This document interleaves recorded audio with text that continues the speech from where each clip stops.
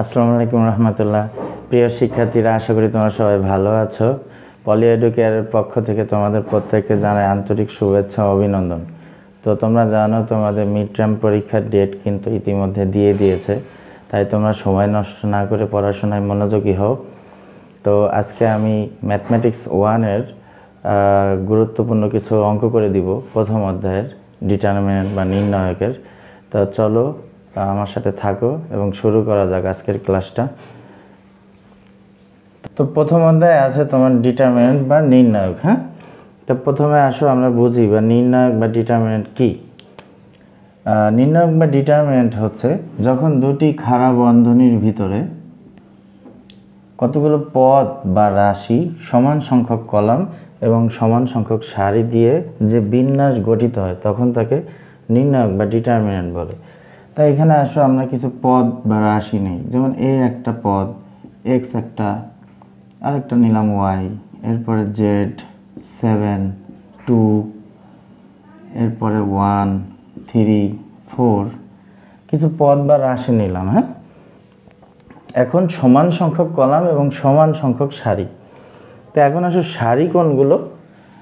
যেই উপাদানগুলো তোমার হরিজন্টালি বা ভূমি সমান্তরালে থাকে সেগুলো হচ্ছে সারি। যেমন এ এক্স ওয়াই, এখানে কিন্তু এটা একটা সারি, তো এটা 1 নম্বর সারি, এই জন্য R1, কারণ সারিকে রো দ্বারা প্রকাশ করা হয়। এরপরে আছে আমার জেড 7 2, এটা কিন্তু আবার 2 নং সারি, তো এই জন্য R2।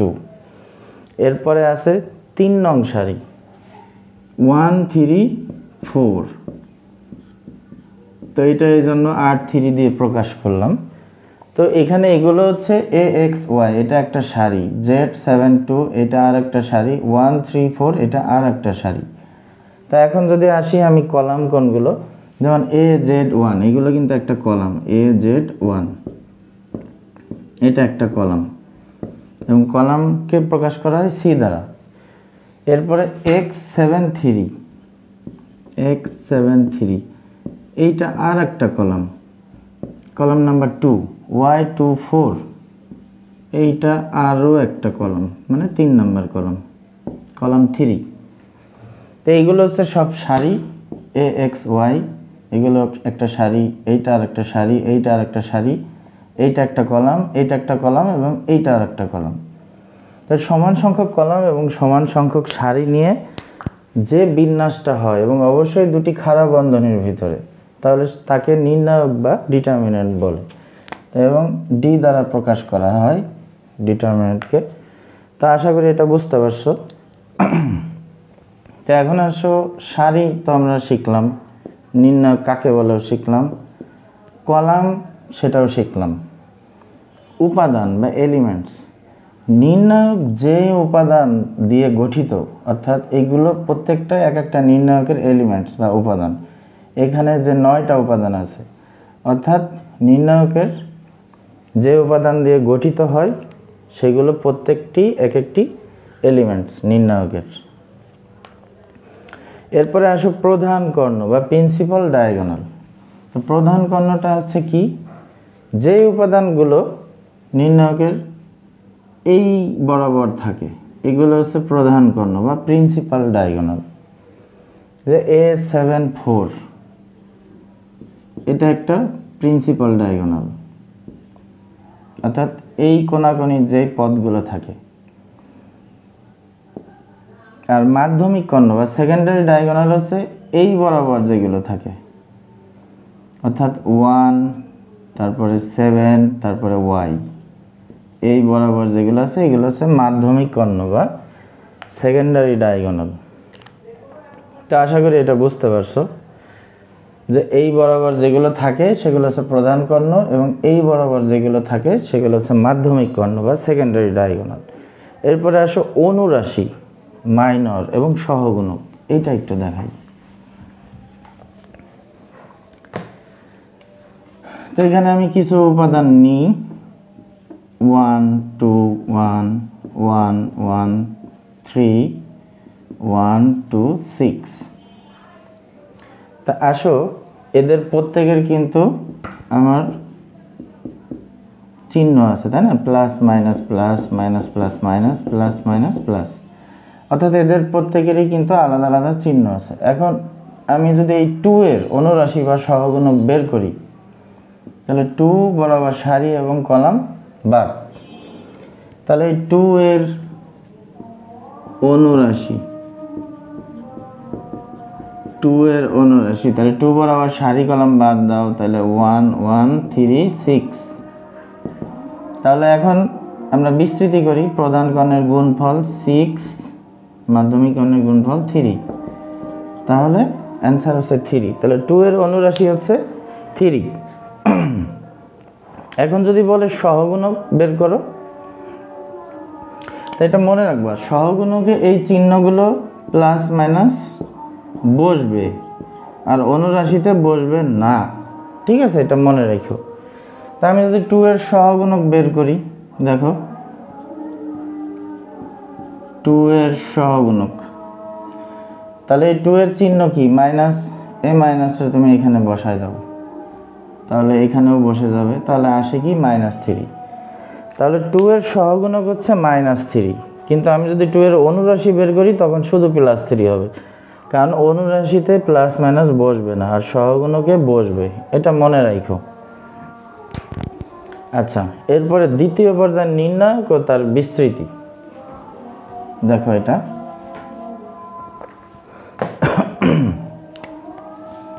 দ্বিতীয় পর্যায়ের নির্ণায়ক হচ্ছে যখন 2টা কলাম 2টা সারি থাকে, তখন তাকে দ্বিতীয় পর্যায়ের নির্ণায়ক বলে। যেমন A1 A2 B1 B2, এটা হচ্ছে দ্বিতীয় পর্যায়ের নির্ণায়ক। তো এখানে 2টা কলাম 2টা সারি আছে, তাহলে এখন এই বিস্তৃতি যদি আমি বের করি, তাহলে প্রধান কর্ণের গুণফল অর্থাৎ A1 B2 বিয়োগ মাধ্যমিক কর্ণ বা দ্বিতীয় কর্ণের গুণফল অর্থাৎ B1 A2। তো এটা হচ্ছে তোমার দ্বিতীয় পর্যায়ের নির্ণায়ক এবং তার বিস্তৃতি।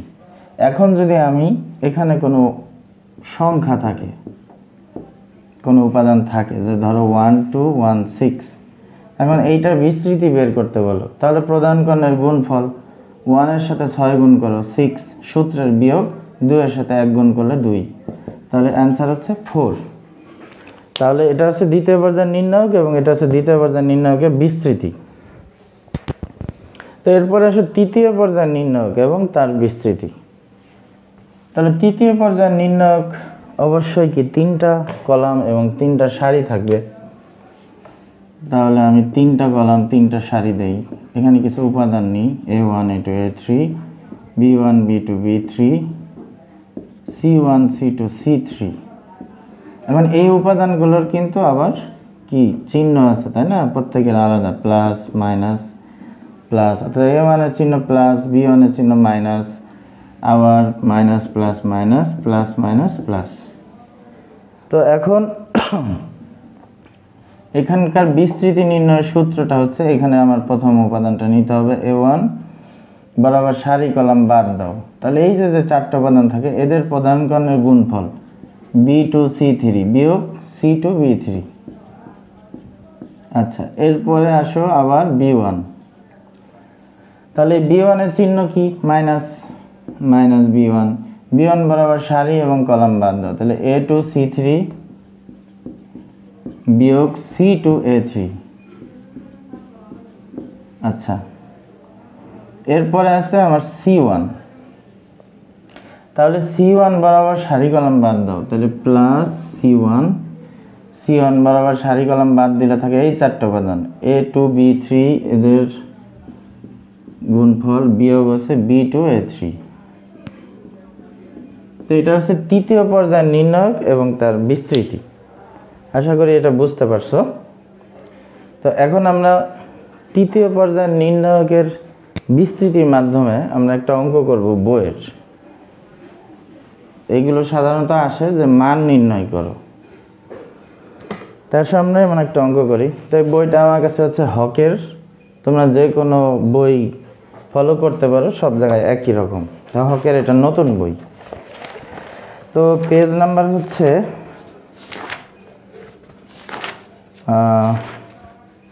21 পেজ, উদাহরণ 1। এটা দিয়ে আমি দেখাই। দেখো এখানে বলছে মান বের করো। মান বের করো। তো অঙ্কটা হচ্ছে কি 369 কলাম, এরপর 147 এবং 258,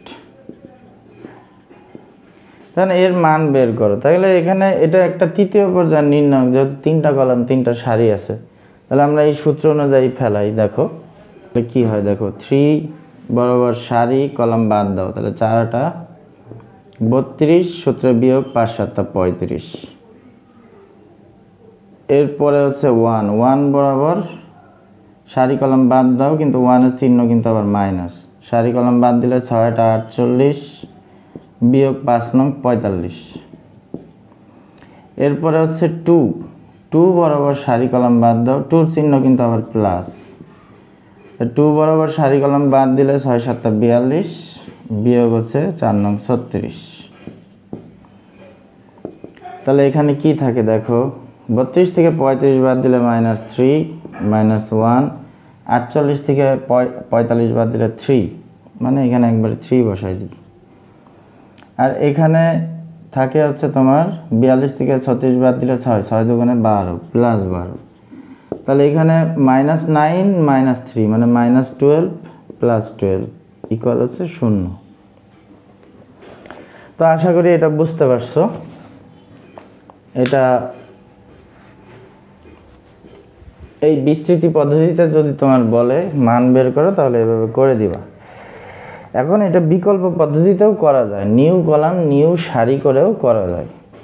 তোমাকে যদি বলে বিস্তৃতি পদ্ধতিতে না করে যে নিউ কলাম বা নিউ সারি করে করো, তাহলে ওইভাবে করবা।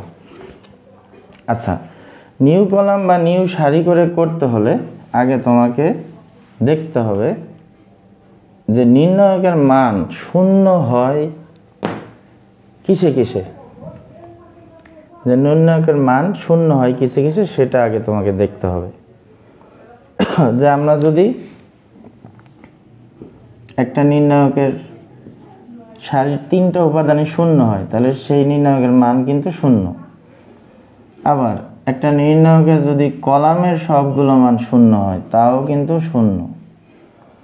আবার একটা নির্ণায়কের যদি পাশাপাশি এরকম ধরো 1 1 1, এখানেও আবার 1 1 আছে, এখানে ভিন্ন উপাদান আছে, সেইটার মানও কিন্তু শূন্য।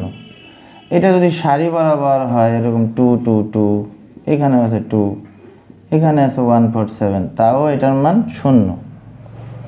আচ্ছা, এখন যদি এমন হয় যে এখানে আছে 1 2 4, পাশের আর একটা কলামও যদি এরকম 1 2 4, এখানে 3 6 9 এরকম যদি ভিন্ন হয়, আর পাশাপাশি যদি এমন হয়, তাও কিন্তু তার মান শূন্য। এটা যদি সারিতে এরকম হয় 1 2 4 1 2 4, এখানে 6 7 9, তাও এটার মান শূন্য। আচ্ছা, তাহলে এখন দেখো আমরা এটা নিউ কলাম বা নিউ সারি দিয়ে কিভাবে করতে পারি। আমি এইটা একটু দেখাই দিই, যে আমি বিস্তৃতি পদ্ধতিতে করব না। তো এখানে প্রথম সারিতে আছে 3 1 2, দ্বিতীয় আছে 6 4 5, তৃতীয়তে আছে 9 7 8, 3টা সারি। তা আমি 2 নং সারি থেকে 1 নং সারি বিয়োগ দিলাম, তাহলে কি থাকে 3, 4 থেকে 1 বাদ দিলে থাকে 3, 5 থেকে 2 বাদ দিলে থাকে 3। তাহলে আমি 2 নং সারি থেকে 1 নং সারি বাদ দিছি এবং সেটা বসাইছি কোথায়, 1 নং সারিতে বসাইছি। হ্যাঁ, আচ্ছা, এরপরে আসো 3 নং সারি থেকে 2 নং সারি বাদ দাও, এটা আমি 2 নংয়ে বসাবো। 9 থেকে 6 বাদ দিলে কত থাকে 3, 7 থেকে 4 বাদ দিলে 3, 8 থেকে 5 বাদ দিলে 3, আর যেই সারিটা আছে সেটা তুমি বসায় দাও। তাহলে দেখো পাশাপাশি কিন্তু সারি আমার 2টা সারি একই রকম হয়েছে, তার মানে এই নির্ণায়কের মানটা শূন্য। তো এটা হচ্ছে নিউ কলাম বা নিউ সারি করে তুমি 0 করতে পারবা, কিন্তু অবশ্যই তোমার এই শর্ত অনুযায়ী হতে হবে, তাছাড়া কিন্তু হবে না। তো আশা করি বুঝতে পারছো মান বের করা। তো এখন আসো আমরা একটা প্রমাণ করি। 21 পেজেরই উদাহরণ 3 নতুন বইয়ের এই প্রমাণটা একটু দেখো।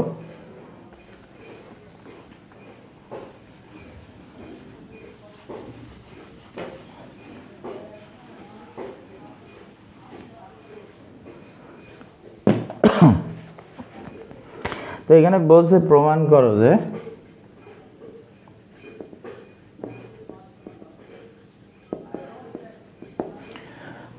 করো যে কলাম আছে 1 1 1,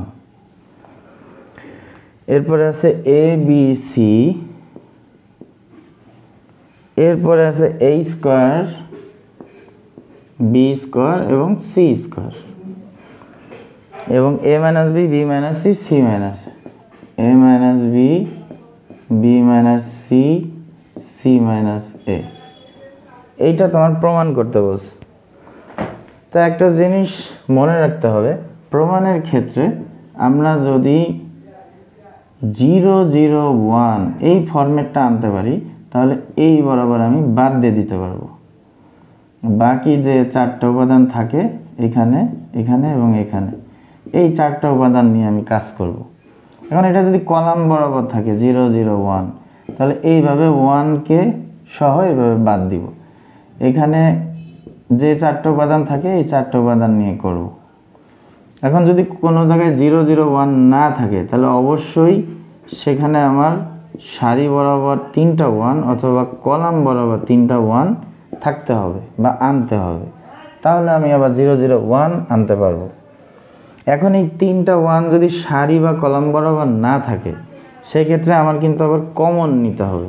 ঠিক আছে, এটা মনে রাখো যে কমন নিলে তখন কিন্তু আমি আবার 0 0 1 এটা পেয়ে যাব।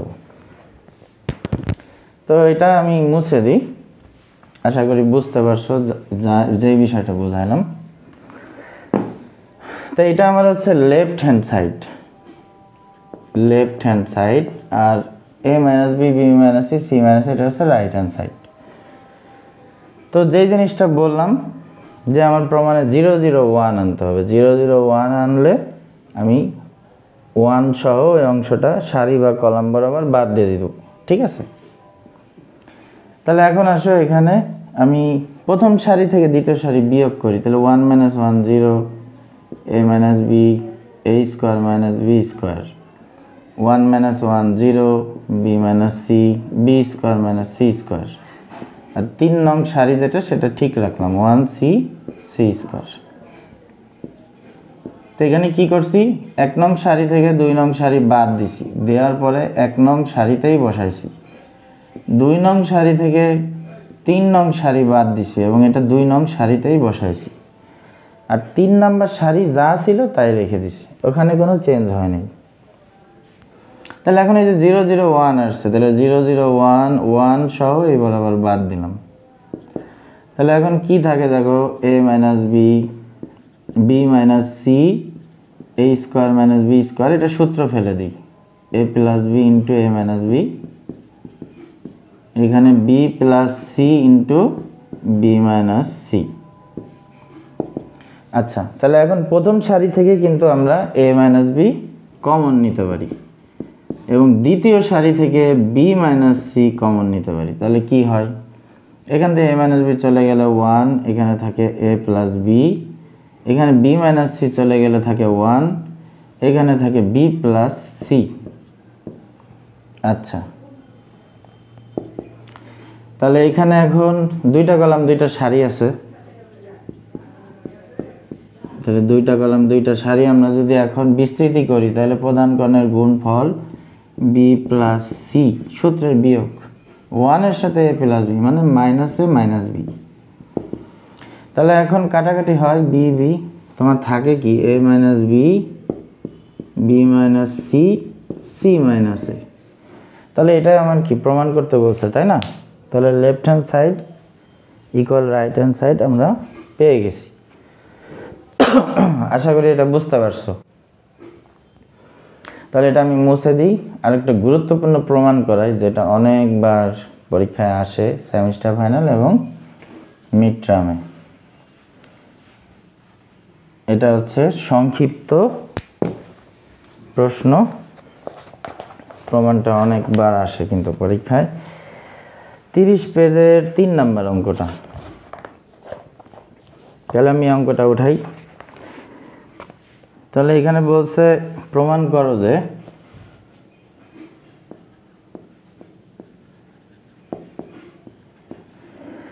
প্রমাণ করো যে 1 1 1 1 p square 1 p square p to the power 4 হলে প্রমাণ করতে বলছে p into p minus 1 whole square p square minus 1, এইটা প্রমাণ করতে বলছে। তো আমি একটু আগে বললাম যে যদি প্রমাণের ক্ষেত্রে তুমি 0 0 1 এই ফরম্যাটটা আনতে পারো তাহলে 1 সহ কলাম সারি আমরা বাদ দিব। বাদ দিলে কি হবে, আমার অঙ্কটা ছোট হয়ে যাবে। তাহলে এটা হচ্ছে আমার লেফট হ্যান্ড সাইড। তাহলে এটা যদি লেফট হ্যান্ড সাইড হয়, রাইট হ্যান্ড সাইড ওটা প্রমাণ করতে হবে। তাহলে আসো আমার 1 নং যে সারিটা আছে ওইটা আমি রেখে দিই। 2 নং সারিটা কি করব, 2 নং সারি থেকে 1 নং সারি বাদ দিব, দেওয়ার পরে 2 নং সারিতেই বসাবো, এজন্য r2 প্রাইম। তাহলে 1 - 1 0 p - 1 p স্কয়ার মাইনাস 1। আচ্ছা, এরপরে 3 নং সারি থেকে 2 নং সারি তুমি বাদ দাও, 3 নং সারিতে বসাও। তাহলে 1 - 1 0 p square minus p to the power 4 minus p square. তাহলে এখন এই যে দেখো 0 0 1 এই ফরম্যাটটা পেয়ে গেছি। তাহলে এই বরাবর সারি কলাম বাদ দাও। তাহলে p - 1, এখানে যদি p কমন নাও তাহলে p - 1, এখানে p স্কয়ার মাইনাস 1, এখানে p স্কয়ার কমন নিলে p to the power p square minus 1। আচ্ছা, তো এখন দেখো এই কলাম থেকে কমন নেওয়া যায় p - 1, এই কলাম থেকে কমন নেওয়া যায় p স্কয়ার মাইনাস 1। তাহলে কি থাকে, এখানে থাকে 1, এখানে থাকে p, এখানে থাকে 1, এখানে থাকে p স্কয়ার। তাহলে p - 1 p স্কয়ার মাইনাস 1। তাহলে এখন দুইটা কলাম দুইটা সারি আছে, তাহলে যদি বিস্তৃতি করি প্রধান কর্ণের গুণফল p স্কয়ার মাইনাস p। দেখো এখান থেকে p কমন নাও, p কমন নিলে কি হয়, p ইন্টু মাইনাস 1। তাহলে p - 1 p - 1 p - 1 whole square, আর এই পিটা সামনে নিয়ে আসলাম। তো p - 1 whole square into p square minus 1। তো এটাই কিন্তু প্রমাণ করতে বলছে। হ্যাঁ, এটা কিন্তু অনেক গুরুত্বপূর্ণ, কারণ ম্যাক্সিমাম পরীক্ষায় কিন্তু এটা আসে। তো আশা করি বুঝতে পারছো। এখন একটা সমাধান করি, যে ক্রেমার্স রুল বা নির্ণায়কের সাহায্যে সমাধান। তো এই সমাধানটা খুবই গুরুত্বপূর্ণ, তো তোমরা খেয়াল করো। তো প্রমাণ ম্যাক্সিমাম সবগুলোই এরকমই। হ্যাঁ, এখানে যখন 1 থাকবে না তখন তোমাকে কি করতে হবে, কমন নিতে হবে। ধরো এখানে যদি এমন থাকতো যে a স্কয়ার a কিউব, বা x স্কয়ার x কিউব, বা p স্কয়ার p কিউব, তখন কি করতাম, ওই হয় a কমন নিতাম, তাহলে এখানে a 1 আসতো। এখানে যদি b থাকতো c থাকতো, তাহলে a b c এভাবে কমন নিতাম, তাহলে এখানে 1 1 1 চলে আসতো। আচ্ছা, এখন আসো আমরা একটা সমাধান করি। তাই এই 25 পেজে এই সমাধানটা করি। এটা অনেকবার বোর্ডে আসছে, এটা অনেক গুরুত্বপূর্ণ। 25 পেজের উদাহরণ 18। এই অঙ্কটা তোমরা উঠাও।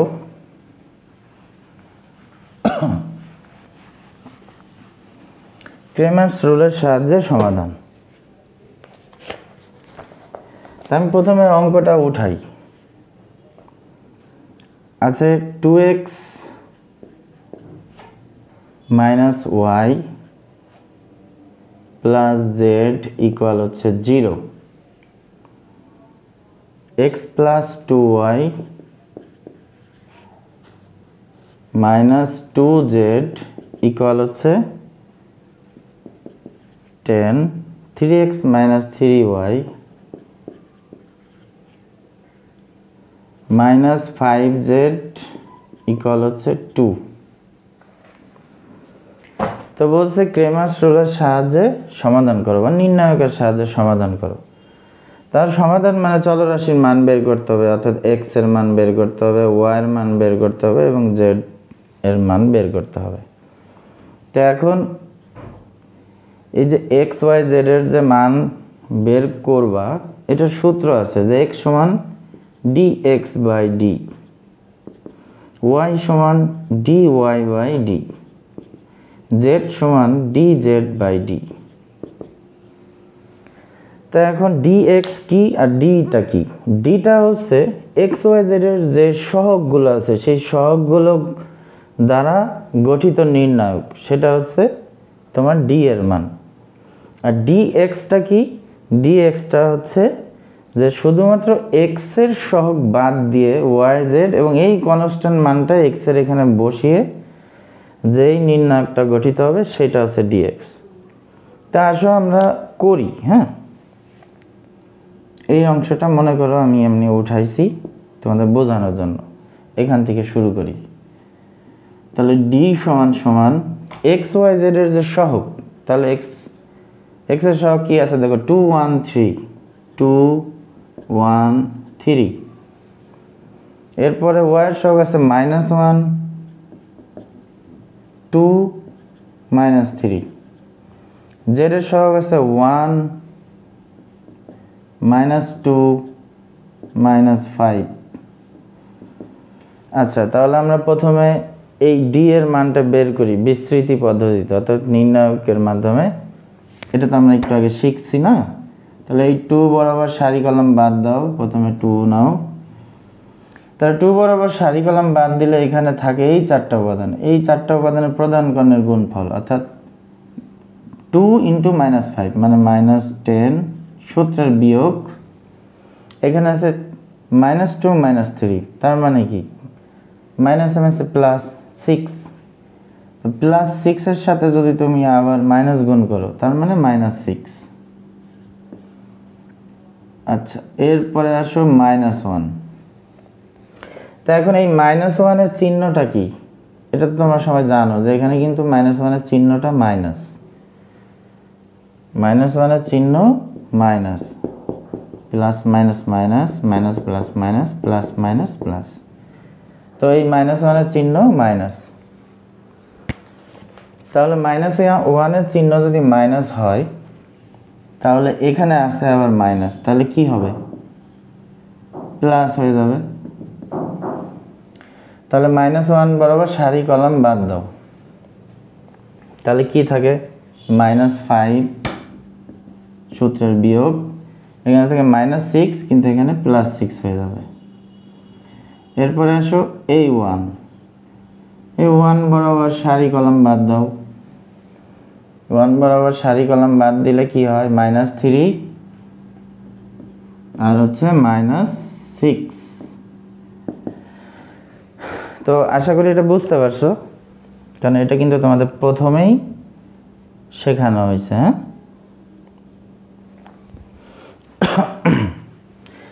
তাহলে এখানে থাকে -16, 16 দুগুণে 32 মানে -32। আর এখানে 6 থেকে 5 বাদ দিলে এখানে থাকে 1, আর এখানে থাকে তোমার -9। আচ্ছা, তাহলে 32 আর 9 কত হয়? 41, -41, আর এখানে আছে +1 মানে -40। তাহলে d এর মান হচ্ছে তোমার -40। তো এখন আসো আমরা dx বের করি। তো dx এর সময় কি বলছি? যে dx যখন বের করবা x এর যে সহগ সেইটা বসবে না, y এবং z ঠিক থাকবে, অর্থাৎ -1 2 -3 যা আছে তাই বসে যাবে এবং z এর সহগগুলোও বসে যাবে 1 -2 -5। তাহলে এখন x এর কলামে কি বসবে? x এর কলামে বসবে এই কনস্ট্যান্ট মান 0 10 2, 0 10 2। এখন আবার এইটার তোমার কি করতে হবে? বিস্তৃতি করতে হবে। তাহলে প্রথমে আছে তোমার 0, 0 তো গুণ করলে সব শূন্যই হয়ে যায়, তাহলে এই অংশটা আমার না লিখলেও হয়, তাও তোমাদের বোঝানোর জন্য আমি লিখলাম। 0 বরাবর সারি কলাম বাদ, তাহলে এখানে থাকে -10 সূত্রের বিয়োগ, তাহলে এখানে থাকে 3 গুণ 2 মানে মাইনাসে প্লাস 6, কিন্তু এখানে আবার আছে মাইনাস, তা এই অংশটা কিন্তু শূন্য হয়ে যাবে, এটা না লিখলেও হয়তো, আমি জাস্ট তোমাদের বোঝানোর জন্য লিখলাম। এরপরে আছে -1, কিন্তু -1 এর চিহ্ন কি? মাইনাস, তার মানে +1 হয়ে গেল। তাহলে এই -1 বরাবর সারি কলাম বাদ দাও, তাহলে -50 বিয়োগ -4, কিন্তু এখানে +4 হয়ে যাবে, কারণ সূত্রের একটা বিয়োগ আছে। এরপরে আসো 1, এই 1 এর চিহ্ন কি? প্লাস। 1 বরাবর সারি কলাম বাদ দাও, তাহলে -30 বিয়োগ 2 2 4 মানে -4। তাহলে কত আসে দেখো, তো -4 থেকে 4 যদি বাদ দাও তাহলে থাকে -46, আর 30 আর 4 হচ্ছে 34, -34। তাহলে কত হয়? 6 আর 4 10, হাতে আমার 1, 4 আর 3 7 আর 1 8, 80 -80, dx এর মান -80। এরপরে আসো dy, তো অনুরূপভাবে dy যখন তুমি বের করবা তখন y এর মান বসবে না, ঠিক আছে, x এবং z এর মানটা বসে যাবে, y এর যে মান সেটা বসবে না। তাহলে 2 1 3, x এর কলামে x এর মানটা ঠিক থাকবে, z এর মান 1 -2 -5 এটাও ঠিক থাকবে। তাহলে y এর কলামে আমরা কি বসাবো? ওই কনস্ট্যান্ট মান 0 10 2। তো এখন এইটার আবার তুমি নির্ণয় করো বা বিস্তৃতি করো, 2 বরাবর সারি কলাম বাদ দাও, তাহলে -50 বিয়োগ -4, কিন্তু এখানে +4 হয়ে যাবে। এরপরে আছে 0, তো এই 0 এই অংশটা দেওয়াও যা না দেওয়াও যা, কারণ গুণ করলে তো শূন্যই হবে, তো এটা আর আমি এখন লিখলাম না, আগের বার জাস্ট তোমাদের বোঝানোর জন্য লিখছিলাম। তো এরপরে 0 এই অংশটা বাদ, এরপরে আসো 1 এর চিহ্ন প্লাস, 1 বরাবর সারি কলাম বাদ দাও, তাহলে 2 অক্ষে 2 বিয়োগ হচ্ছে 30, তাহলে কত থাকে? এখানে থাকে 2 গুণ হচ্ছে -46, আর এখানে থাকে 30 থেকে 2 বাদ দিলে -28। তাহলে এখানে কত থাকে? 6 2 12, 4 2 8 আর 1 9, 92, -92 আর -28, তাহলে 8 আর 2 10, 9 আর 2 11 আর 1 12, মানে -120। আচ্ছা, এরপরে হচ্ছে dz বের করব। তো অনুরূপভাবে dz যখন বের করব তখন x এবং y এর কলাম ঠিক থাকবে, শুধু z এর কলামে z এর সহগ বসবে না, এখানে বসবে কনস্ট্যান্ট মান। তাহলে x এবং y এর কলামে যা আছে তুমি সেগুলো বসাও, 2 1 3 -1 2 -3, এবং জেডের এখানে বসবে 0, 10, 2। তাহলে এখন এটা নির্ণয় করো। নির্ণয় করলে কি হয়, তো প্রথমে আছে 2 বরাবর সারি কলাম বাদ দাও, তাহলে 2 দুগুণে 4 বিয়োগ 3-এর সাথে -3-এর সাথে যদি 10 গুণ করো তাহলে -30, কিন্তু এখানে আছে আবার মাইনাস, তাহলে কি হবে +30। আচ্ছা, এরপরে -1, কিন্তু -1-এর চিহ্ন তো মাইনাস, এই জন্য +1 হয়ে গেল। তাহলে এই -1 বরাবর সারি কলাম বাদ দাও, তাহলে 2 অক্ষে 2 বিয়োগ হচ্ছে 3 10-কে 30। আচ্ছা, তাহলে কত থাকে, 30 আর 4 34, 2 গুণ 34, আর 30 থেকে 2 বাদ দিলে 28, মানে -28। তাহলে 34 দুগুণে কত, 4 দুগুণে 8, 3 দুগুণে 6, 68, মাইনাস হচ্ছে 28। তাহলে 68 থেকে 28 বাদ দিলে 0, 2, 6 আছে কত হলে 40। আচ্ছা, তাহলে আমরা সব মান পেয়ে গেছি। হ্যাঁ, তাহলে এখন এই যে এখানে যদি আমি মানগুলো বসাই, অর্থাৎ dx এর মান, dy এর মান এবং dz এর মান, তো d এর মান হচ্ছে আমার কত, -40, dx এর মান -80, তাহলে কত থাকে 2, y এর এখানে -40, d এর মান -40, dy বের হয়েছে -120, তাহলে এটার आंसर হচ্ছে 3। আর এইখানে d এর মান -40, dz এর মান বের হয়েছে আবার 40, তাহলে এখানে কাটাকাটি করলে -1। তাহলে x, y এবং z মান বের হলো 2, 3, -1। তো এটা হচ্ছে 25 নাম্বার, মানে 25 পেজ, 25 পেজের উদাহরণ 18 এই অঙ্কটা করলাম।